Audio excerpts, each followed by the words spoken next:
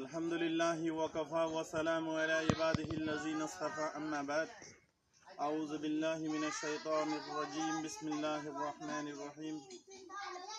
আমার সম্মানিত বন্ধুগণ, আল্লাহ জাল্লা জালালুহু ওয়া আম্মান ওয়ালাহুর অসংখ্য মেহেরবানি, ফজল করম এহসান, যিনি আমাদেরকে মানব জাতি বানাইছেন, যিনি আমাদেরকে আল্লাহ তাআলা সর্বশ্রেষ্ঠ মাহলুক হিসাবে, আশরাফর মাহলুক হিসাবে দুনিয়াতে পাঠিয়েছেন। আল্লাহ তাআলা যদি চাইতো দরিন্দা পরিন্দা এবং গাছ গোছালা এবং এরকম জমিনের এরকম পাহাড়ের তরুলতা, সাপ বিচ্ছু, পোকা মাকড় এগুলো সব বানাইতে পারতো, কিন্তু বানাই নাই। আল্লাহ তাআলা আমাদেরকে ইনসান বানাইছে। কি বানাইছে? ইনসান বানাইছে।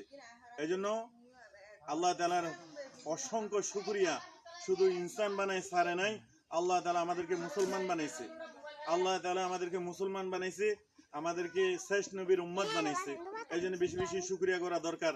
ভাই দেখেন, আল্লাহ সুবহানাহু ওয়া তাআলার সৃষ্টি কত সুন্দর গাছ তরুলতা, যেদিকে তাকায় সাজর के हजर में तेरे रंग वो है, जिधर देखता हूं उधर तू है।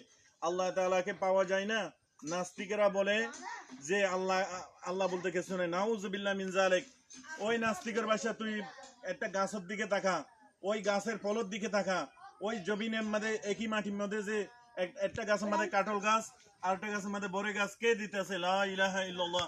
আল্লাহ তাআলা এই সৃষ্টি করছে কুল কায়নাতকে। সব প্রতিটা সৃষ্টির দিকে তাকালে আল্লাহ তাআলাকে পাওয়া যায়। প্রতিটা সৃষ্টির দিকে তাকা, ফুলের দিকে তাকা, এক গাছের মধ্যে নানা রকমের ফুল কে ধরায়? লা ইলাহা ইল্লাল্লাহ। এই জন্য সব জায়গায় যেদিকে তাকাবেন আল্লাহ তাআলার এবং আল্লাহ তাআলা যে আছে এটা কিন্তু সব জায়গায় সমস্ত সৃষ্টি প্রমাণ করে দেয়।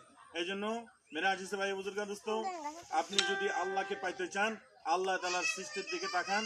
আল্লাহ তাআলার সৃষ্টির দিকে তাকাইলে আল্লাহ তাআলা অতি নিকটে আপনাকে সাড়া দিবে।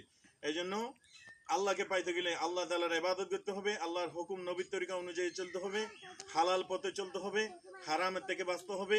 এইভাবে যখন আমরা জীবনযাপন করব, অবশ্যই আল্লাহ তাআলা আমাদেরকে সঠিক পথ দেখাবেন। বুঝছি?